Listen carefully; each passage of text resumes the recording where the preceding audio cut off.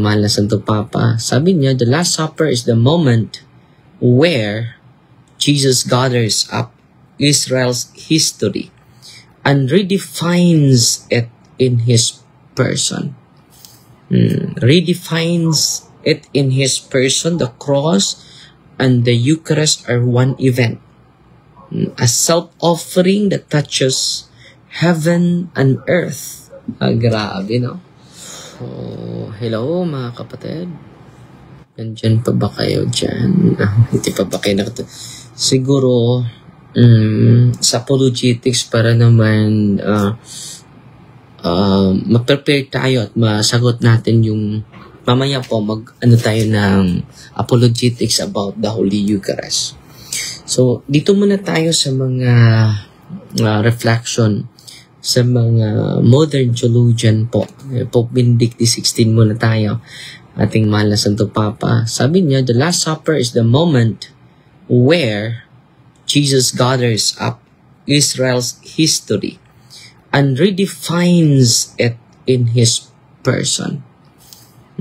Redefines it in His person. The cross and the Eucharist are one event. A self-offering that touches heaven and earth. Grabe, no? Touches heaven and earth. The cross and the Eucharist are one event. The cross and the Eucharist, but the cross and the Eucharist, a self-offering that touches heaven and earth. Benedict saw the Last Supper not only as the institution of the Eucharist, but as the beginning of a heavenly liturgy that opens eternity to us. Ang ganda, no? No. Ito Eucharist, mga kapatid, is a beginning of heavenly liturgy that opens eternity to us.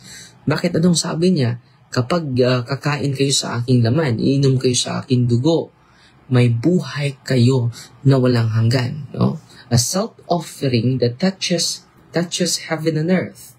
No? The beginning of the heavenly liturgy that opens wide eternity to us.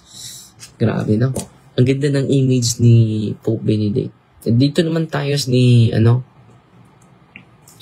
ni Father Ranero Canta La Misa, isang preacher to the papal household. No? Nang sabi niya, ganda nito, nang sabi niya, the Eucharist is the cross in anticipation. The cross is the Eucharist in completion. No? The Eucharist is the cross in anticipation. No? And the cross is the Eucharist in completion. No? Ang ganda, no?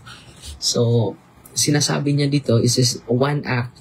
So, makonect natin ni Pope Benedict. It is sabi niya, one event, a self-offering, and sabi niya, it is a one act. The Last Supper, the Eucharist, and the Calvary are two expressions of one act of infinite love. Infinite love, where Jesus gave His body and blood in a total self-offering. So, dito po mga kapatid, inaalay niya yung sarili niya. Infinite love. Infinite, walang katapusan. So, hanggang ngayon. So, the Eucharist is the cross in anticipation. And the cross is the Eucharist in completion. Ganda. Si Bishop Barron, Robert Barron, ito yung contemporary, modern theologian po ito. So, yung Eucharist, sabi niya, it is a meal, sacrifice, and communion. Bishop Barron teaches that the Last Supper fuses three essential biblical ideas. No? Three biblical ideas. Una, meal, pagkain. No? Sacrifice. No? Pangatlo is real presence. Communion, the real presence. Una, meal.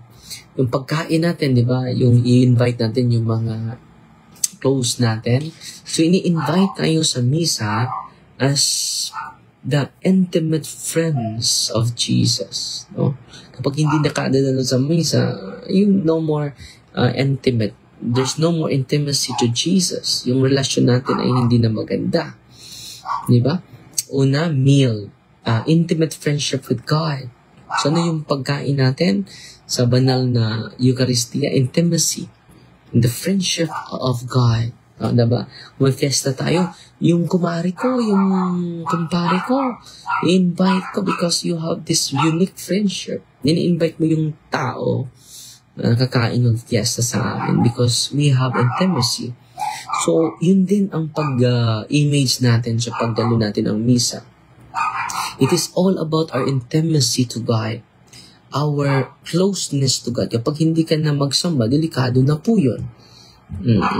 Sabihin mo, magdasala lang ako, Father, dito sa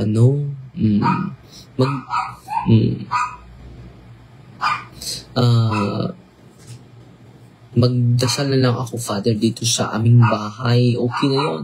Hindi po yun. Yung meal natin, yung Eucharist, is the intimacy of our friendship to God. Pangalawa, yung Eucharist is sacrifice. Kaya nga sa sakripisyo tayo pupunta kahit malayo yung bahay natin. Pupunta tayo sa misa. It is a sacrifice, mga kapatid. Anong English ito? Sacrifice. Si Kristo, ang Panginoon, ay nagsakripisyo para sa'yo, para sa akin, di ba? So yung Eucharist, yung Holy Mass is a sacrifice. Offering to God for sin. Offering to God for sin and covenant. So ito po, mga kapatid, nagsasakripisyo ang Panginoon sa iyo. Dapat din tayo magsakripisyo as response of His great and infinite love for you and for me. Dapat magsakripisyo tayo. So, dapat magsamba tayo lagi.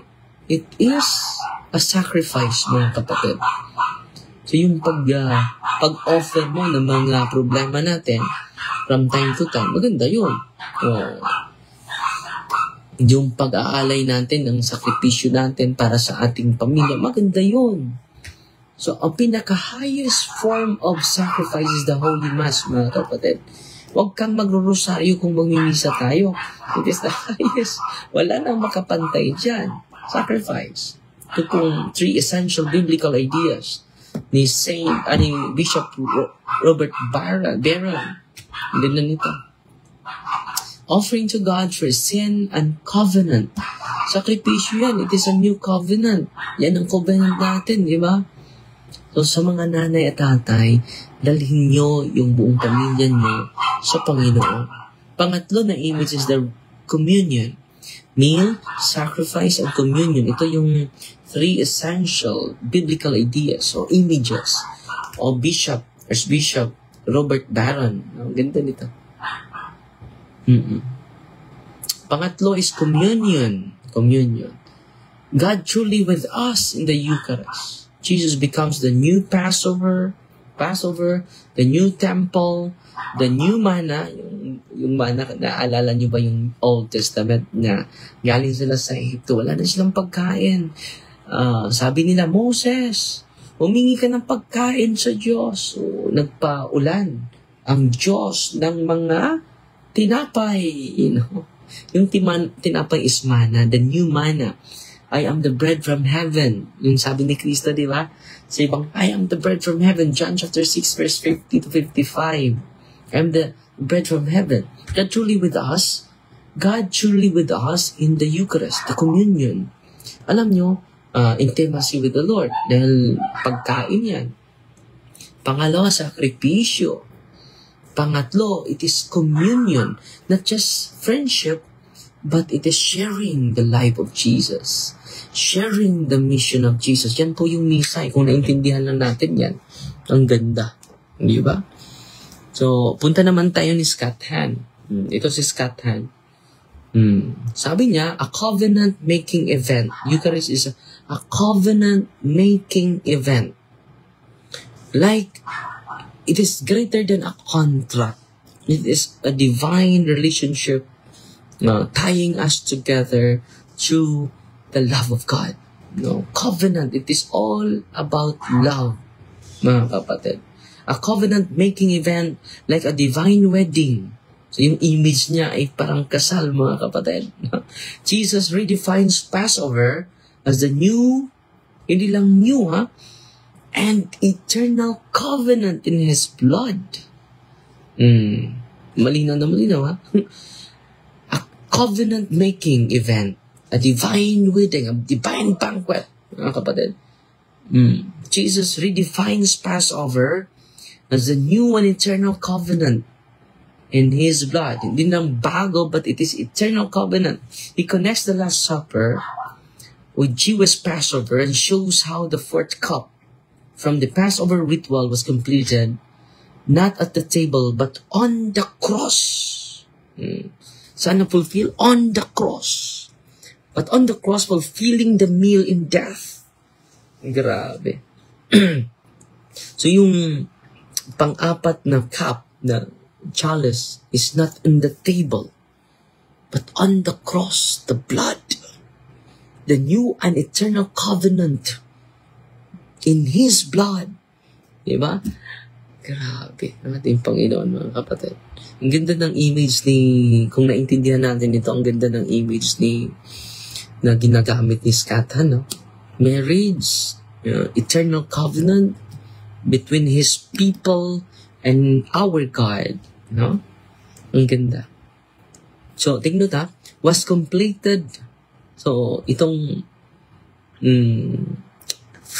infinite and final suffering of Jesus, mga kapatid,